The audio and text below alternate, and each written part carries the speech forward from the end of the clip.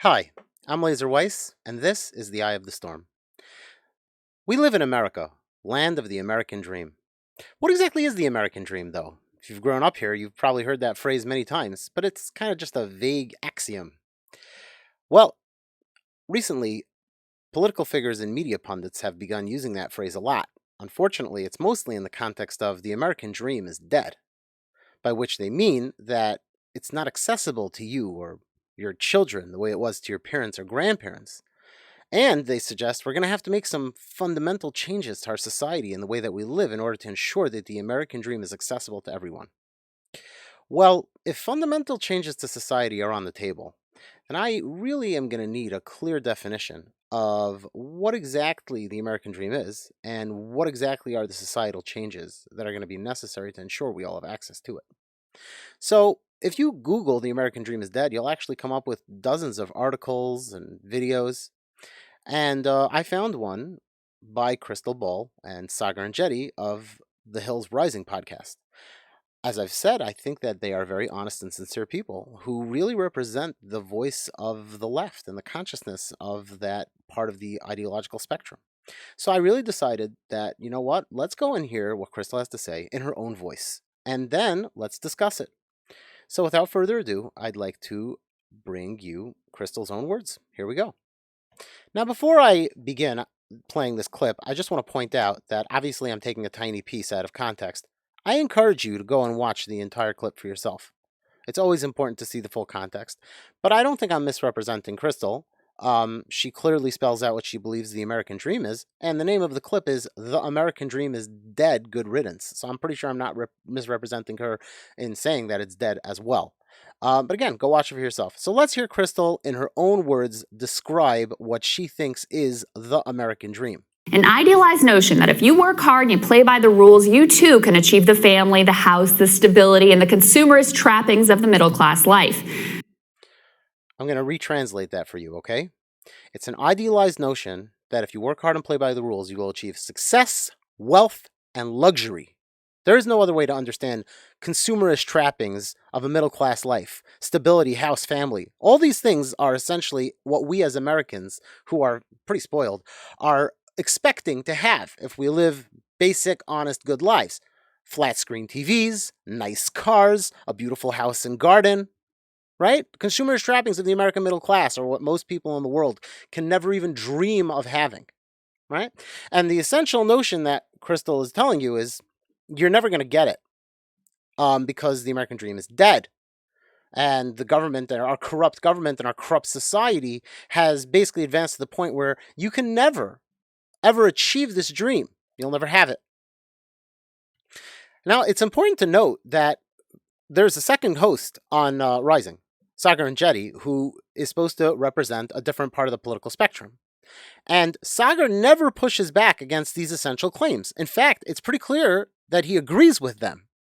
So he's agreeing, A, what the definition of the American dream is: success, wealth, and a life of luxury. B, he agrees that it is your birthright as an American. C, he agrees that it has been stolen from you by corrupt politicians and crony capitalism and billionaires, etc. And D, that we must make serious societal and fundamental changes for you to get access to what he calls the American dream. Right? Now, if Crystal and Sagar are supposed to be representing different sides of the political spectrum, that means that in the view of Rising, a very popular political podcast, across the spectrum, most Americans need to come together and agree that the American dream is A, your birthright, B, a promise of wealth, success, and luxury, C, something that we could achieve if not for the fact that it's been stolen from you, and D, we're going to have to make serious changes to restore that to you. Now, by the way, although they might blame it on different factors, essentially this message is being agreed to by many in the political world. Diverse figures such as Andrew Yang, Bernie Sanders, Kyle Kalinske. A lot of people, even if they agree to some or all or different parts of it, essentially acknowledge that what's being stated here by Crystal and Sagar is the truth. So this is not some small minor fringe argument. Bernie Sanders is at one point one of the major leaders of the Democratic Party in America, and he certainly agrees to a lot of what is being said here. So this is not some fringe ideology or fringe belief. And of course, it's not just about political figures. A lot of the impetus behind the Bernie Sanders movement and a lot of the motivation behind his adherents is this idea. They accept this to be true, that if you elect the right political figures and make the right changes, everyone will have access to the American dream, which is their birthright.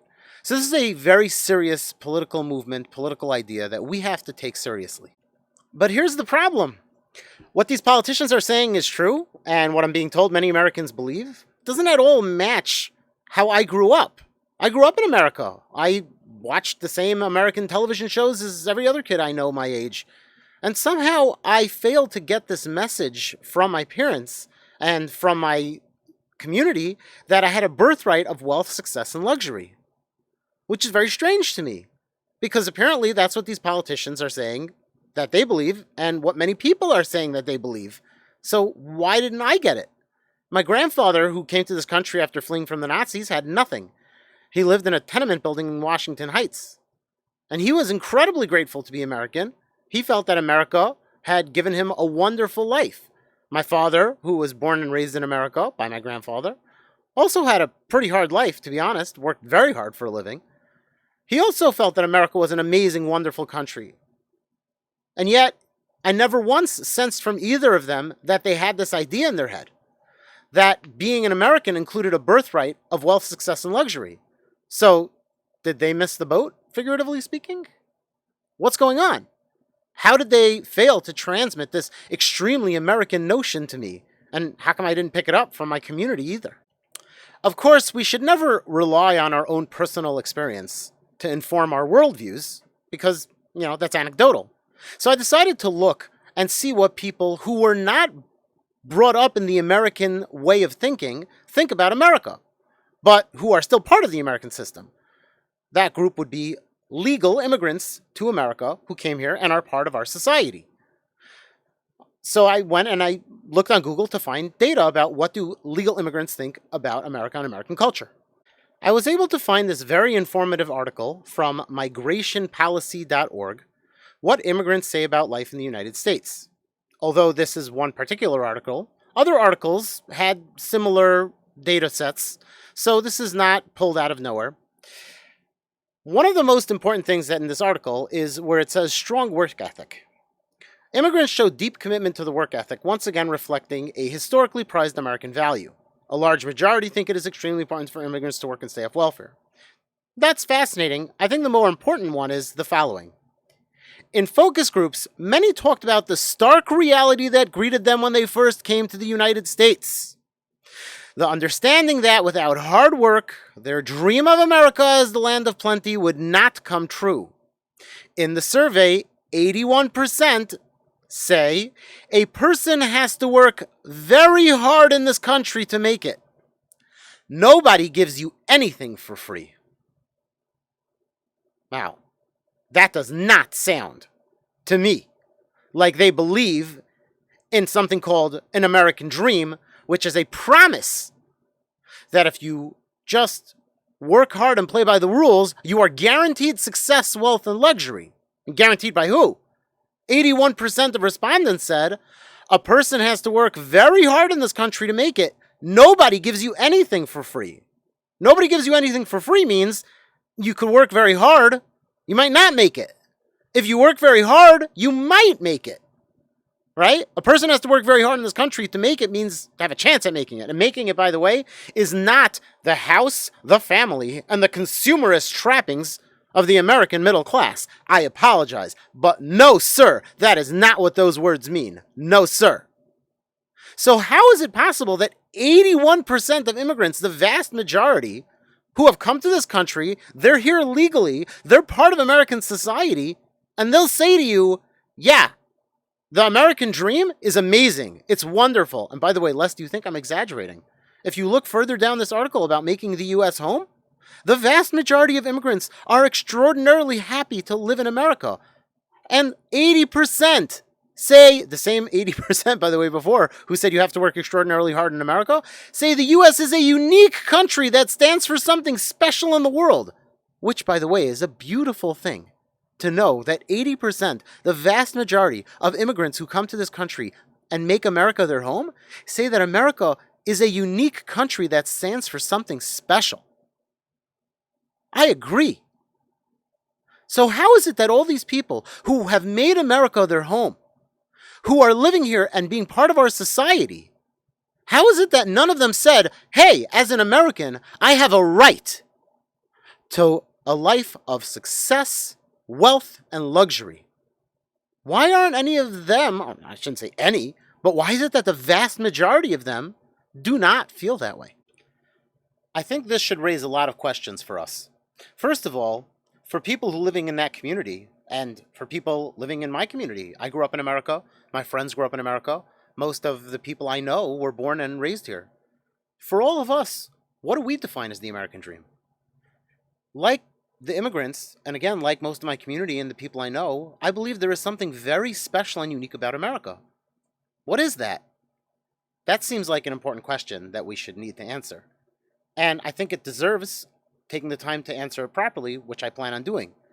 But first, I think I need to focus on something even more important.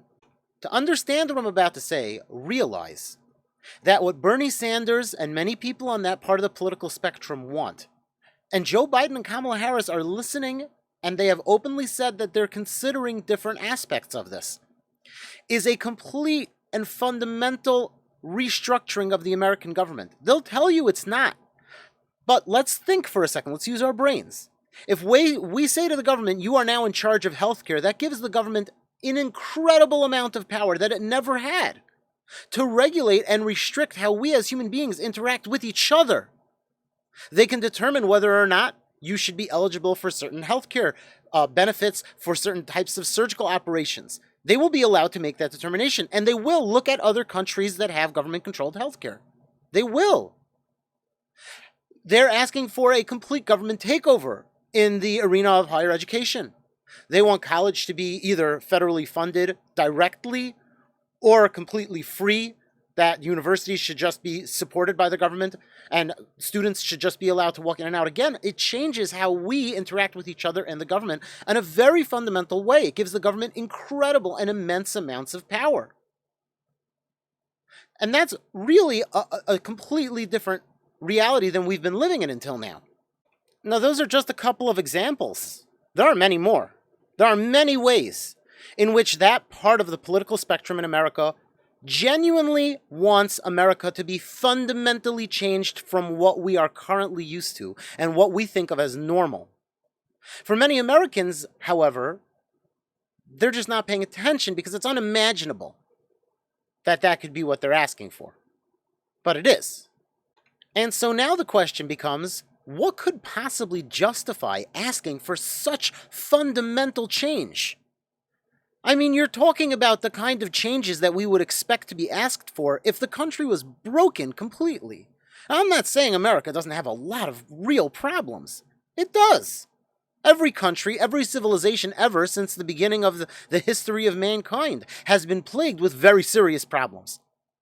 But the time for revolution, the time for overthrowing the government, which we're asking basically to be done in a very peaceful way. We're asking for a new structure of government, a new form of being governed.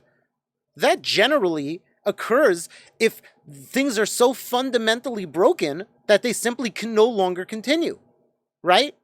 That's what usually happens. Things are so broken, people are suffering so badly that the things have to be overthrown. And yet that's clearly not the case right now in America.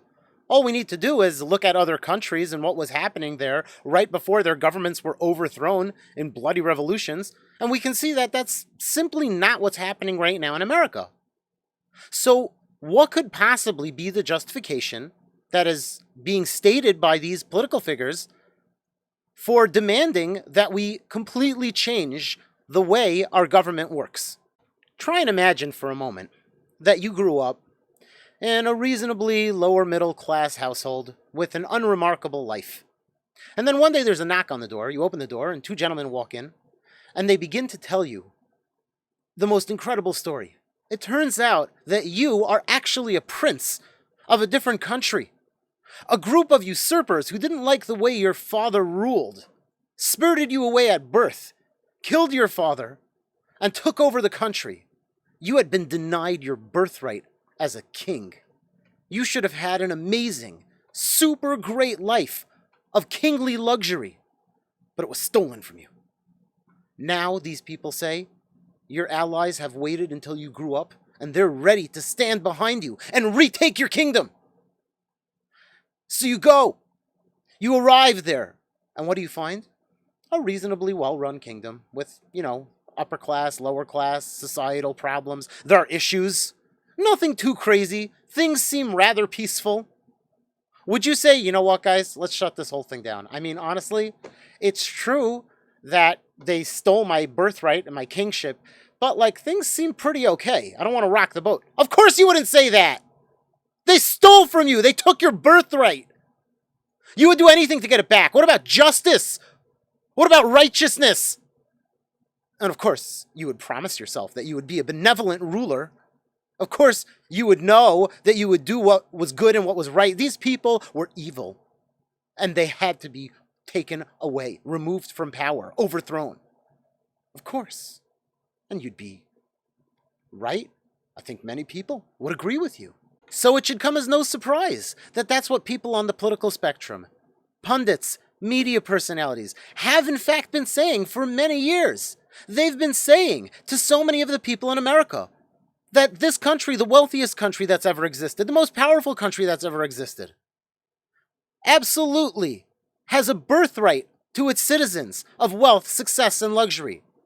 They're telling you that you could have it, and that it's being stolen from you, and that the government, in an attempt to keep you sanguine, is lying about it, trying to placate you by pretending that it's still real. But that in fact, you have every justification for wanting to overthrow, for wanting to fundamentally change the government, because your birthright has been stolen from you by evil government actors, billionaires, corporates, and lobbyists. Wow, that's a hell of a justification. And if it's true, I gotta tell you, I'm on their side. But here's the problem. I don't think it is. I didn't grow up believing that. My family didn't grow up believing that. My community didn't grow up believing that. Immigrants don't believe that. And yet we all believe that there is something special and unique about America. We all believe in an American dream. We just don't think it was stolen from us. So what is the American dream that we believe in? How do we combat this idea? What's the counter narrative? Unfortunately, I'm not hearing it represented well. Well, they say if you want something done right, you got to do it yourself. So in my next video, that's exactly what I'm going to do. I'm going to try and explain clearly and accurately what the American dream really is. And that you do have a birthright as an American citizen. But it's not the free stuff. No one's stealing anything from you. And in fact, you live in the greatest country that's ever existed. If you found this video interesting, I would ask you, please, share it with your friends. Like it, and subscribe to my channel. I'll be producing more content just like this, trying to help people understand what's really great about this country and why we should be grateful to live here. Thank you. I'm Laser Weiss. This is the Eye of the Storm.